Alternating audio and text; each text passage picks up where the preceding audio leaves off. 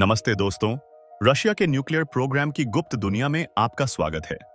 ये वो स्थान है जो ना तो मैप्स पर दिखते हैं और ना ही आम लोगों को इनके बारे में कोई जानकारी दी जाती है।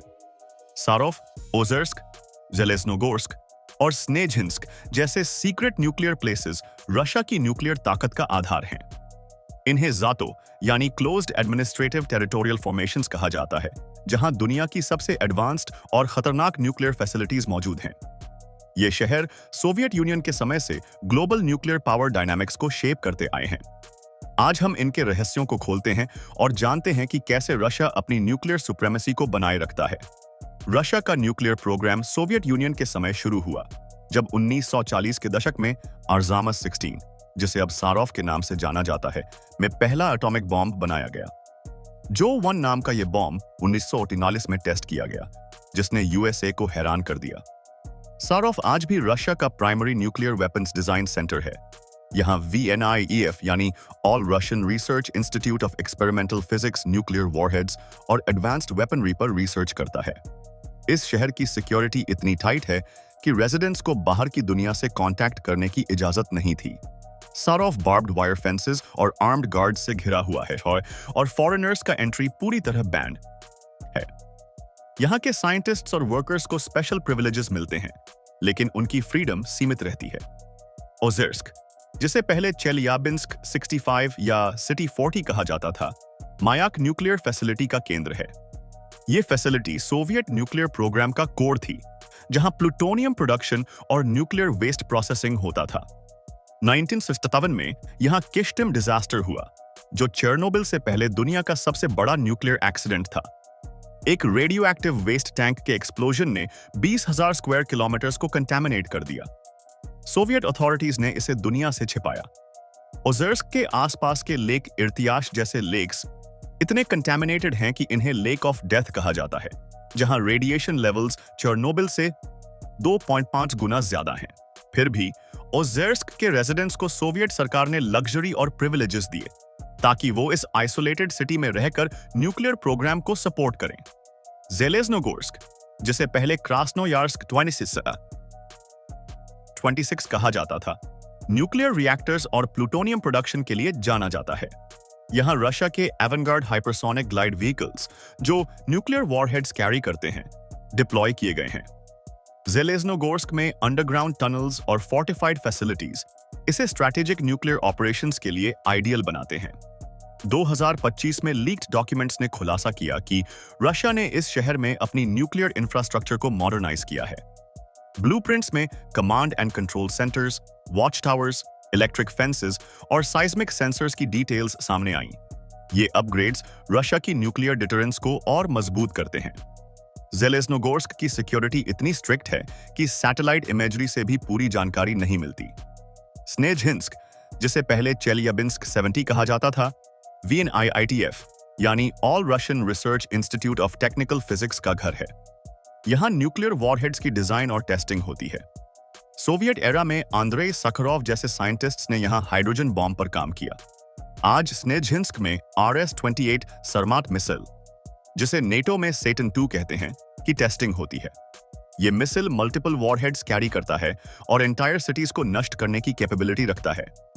स्नेझिंस्क की सीक्रेसी और आइसोलेशन इसे रशिया के न्यूक्लियर स्ट्रैटेजी का की कंपोनेंट बनाती है। इन क्लोज्ड सिटीज का दायरा सिर्फ न्यूक्लियर वेपन्स तक नहीं है। विल्यूचिंस्क में रशियन पैसिफिक फ्लीट की न्यूक्लियर पावर्ड सबमरीन्स तैनात हैं, जो बैलिस्टिक मिसाइल्स कैरी करती हैं। ये सबमरीन्स रशिया के न्यूक्लियर ट्रायड का हिस्सा हैं, जिसमें land based ICBMs, submarine launched missiles और स्ट्रेटेजिक बॉम्बर्स शामिल हैं। विल्यूचिंस्क की एडवांस्ड फैसिलिटीज रशिया को पैसिफिक रीजन में स्ट्रेटेजिक डोमिनेंस देती हैं। यहाँ की सबमरीन्स कांस्टेंट कॉम्बैट पेट्रोल पर रहती हैं, जो रशिया के न्यूक्लियर डिटरेंस का क्रूशियल हिस्सा है। रशिया का न्यूक्लियर आर्सेनल इन सीक्रेट सिटीज की बैकबोन है।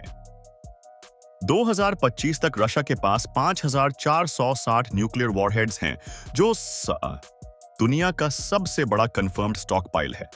इनमें से एक 718 deployed missiles any time launch के लिए तैयार हैं।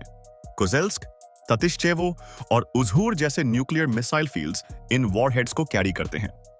यूक्रेन का और एंगल्स एयर बेसिस पर तैनात बॉम्बर्स रशिया की न्यूक्लियर कैपेबिलिटी को और मजबूत करते हैं। ये न्यूक्लियर ट्रायड रशिया को ग्लोबल सुपर पावर बनाता है और इसके सीक्रेट सिटीज इस ताकत का फाउंडेशन है। रशिया की न्यूक्लियर मॉडर्नाइजेशन इन सीक्रेट प्लेसेस का कोर है। 2018 में व्लादिमीर पुतिन ने एवेंगार्ड हाइपरसोनिक ग्लाइड व्हीकल जैसे नए न्यूक्लियर वेपन सिस्टम्स की घोषणा की। यासनी में स्ट्रेटेजिक मिसाइल फोर्सेस बेसिस, जहां एवेंगार्ड मिसाइल्स डिप्लॉय हैं, पूरी तरह मॉडर्नाइज्ड हैं। इनमें न्यू बैरक्स, अंडरग्राउंड टनल्स और एडवांस्ड सिक्योरिटी सिस्टम्स शामिल हैं। ये अपग्रेड्स रशिया को रैपिड डिप्लॉयमेंट और सस्टेन्ड ऑपरेशंस की कैपेबिलिटी देते हैं। लेकिन 2025 में डैन वॉच और डर स्पीगल की रिपोर्ट्स ने सेंसिटिव ब्लूप्रिंट्स लीक कर रशिया की सिक्योरिटी लैप्सेस को एक्सपोज किया। इन सीक्रेट सिटीज की बैकबोन है। 2025 तक रशिया के पास 5,460 न्यूक्लियर वॉरहेड्स हैं, जो दुनिया का सबसे बड़ा कंफर्म्ड स्टॉक पाइल है। इनमें से O-38 deployed missiles any time launch के लिए तैयार हैं। कोजेल्स्क, ततिश्चेवो और उज़होर जैसे न्यूक्लियर मिसाइल फील्ड्स इन वॉरहेड्स को कैरी करते हैं। यूक्रेन का और एंगल्स एयर बेसिस पर तैनात बॉम्बर्स रशिया की न्यूक्लियर कैपेबिलिटी को और मजबूत करते हैं। ये न्यूक्लियर ट्रायड रशिया को ग्लोबल सुपर पावर बनाता है और इसके सीक्रेट सिटीज इस ताकत का फाउंडेशन है। रशिया की न्यूक्लियर मॉडर्नाइजेशन इन सीक्रेट प्लेसेस का कोर है। 2018 में व्लादिमीर पुतिन ने एवेंगार्ड हाइपरसोनिक ग्लाइड व्हीकल जैसे नए न्यूक्लियर वेपन सिस्टम्स की घोषणा की। यासनी में स्ट्रेटेजिक मिसाइल फोर्सेस बेसिस, जहां एवेंगार्ड मिसाइल्स डिप्लॉय हैं, पूरी तरह मॉडर्नाइज्ड हैं। इनमें न्यू बैरक्स, अंडरग्राउंड टनल्स और एडवांस्ड सिक्योरिटी सिस्टम्स शामिल हैं। ये अपग्रेड्स रशिया को रैपिड डिप्लॉयमेंट और सस्टेन्ड ऑपरेशंस की कैपेबिलिटी देते हैं। लेकिन 2025 में डैन वॉच और डर स्पीगल की रिपोर्ट्स ने सेंसिटिव ब्लूप्रिंट्स लीक करके रशिया की सिक्योरिटी लैप्सेस को एक्सपोज किया। इन सीक्रेट सिटीज का डार्क साइड न्यूक्लियर एक्सीडेंट्स और एनवायरमेंटल डैमेज ओजेर्स्क के मायक फैसिलिटी में 1940 के दशक से टैचा रिवर में रेडियो एक्टिव वेस्ट डंप किया गया, जिसने लोकल पॉपुलेशन को भारी नुकसान पहुंचाया।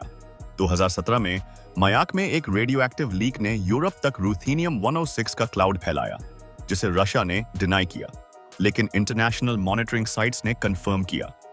ये इंसिडेंट्स रशिया के न्यूक्लियर प्रोग्राम की सेफ्टी और ट्रांसपेरेंसी पर सवाल उठाते हैं। फिर भी इन सिटीज में रेजिडेंट्स को प्रिविलेजेस दिए जाते हैं ताकि वो डेंजरस कंडीशंस में काम करें। रशिया के न्यूक्लियर प्रोग्राम की सक्सेस में एस्पियोनाज का बड़ा योगदान रहा है। सोवियत एरा में क्लाउस फुक्स और मॉरिस कोहेन जैसे एटॉमिक स्पाइज ने लॉस एलामोस से न्यूक्लियर सीक्रेट्स चुराए। फुक्स ने ट्रिनिटी टेस्ट और हाइड्रोजन बॉम्ब की डिजाइन मॉस्को को दी, जिससे सोवियत यूनियन ने 1933 में पहला हाइड्रोजन बॉम्ब टेस्ट किया।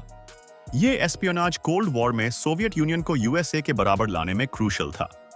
आज एफएसबी इन सीक्रेट सिटीज की सिक्योरिटी टाइटली कंट्रोल करती है। इन क्लोज सिटी का आइसोलेशन अनोखा है। रेजिडेंट्स को एग्जिट या एंट्री के लिए स्पेशल पासेस चाहिए। फॉरेनर्स का एक्सेस पूरी तरह रिस्ट्रिक्टेड है।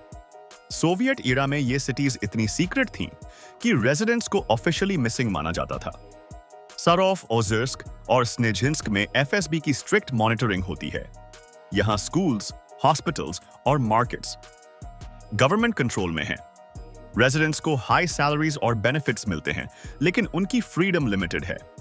ये सिटीज एक पैरेलल वर्ल्ड की तरह हैं, जहां न्यूक्लियर टेक्नोलॉजी और सीक्रेसी का मेल होता है। रशिया की न्यूक्लियर स्ट्रैटेजी में और इन सीक्रेट सिटीज का रोल वेपन्स प्रोडक्शन से ज्यादा है। त्सियोल्कोव्स्की, जो पहले स्वोबोडनी 18 था, एक कॉस्मोड्रोम है, जहां न्यूक्लियर केपेबल मिसाइल्स की टेस्टिंग होती है। मिर्निका प्लेसेट्स्क कॉस्मोड्रोम रशिया का प्राइमरी स्पेस लॉन्च साइट है। ये साइट्स न्यूक्लियर मिसाइल्स और सैटेलाइट्स के मालियस के लिए इस्तेमाल होते हैं। रशिया की स्पेस बेस्ड न्यूक्लियर कैपेबिलिटीज इसे नेटो और यूएसए के खिलाफ स्ट्रेटेजिक एज देती हैं। इन सीक्रेट प्लेसेस की वजह से रशिया का न्यूक्लियर प्रोग्राम ग्लोबल सिक्योरिटी के लिए इशाज है, चैलेंज है। 2022 में यूक्रेन इन्वेजन के दौरान पुतिन ने न्यूक्लियर डिटरेंस फोर्सेस को हाई अलर्ट पर रखा, जिसने इंटरनेशनल कम्युनिटी को टेंशन में डाला। रशिया की न्यूक्लियर डॉक्ट्रिन अब कन्वेंशनल अटैक्स के जवाब में भी न्यूक्लियर वेपन्स के यूज को अलाउ करती है। एक्सपर्ट्स जैसे हांस क्रिस्टेंसन कहते हैं कि 2036 में न्यू स्टार्ट ट्रीटी एक्सपायर होने से न्यूक्लियर आर्म्स रेस इंटेंसिफाई हो सकता है। न्यूक्लियर सिटीज इनिशिएटिव के तहत यूएसए और रशिया ने सारोफ और स्नेजिंस्क में जॉइंट प्रोजेक्ट्स शुरू किए ताकि न्यूक्लियर साइंटिस्ट्स पीसफुल रिसर्च करें। लेकिन यूक्रेन वॉर के बाद जियोपॉलिटिकल टेंशंस ने इस कोऑपरेशन को कम किया।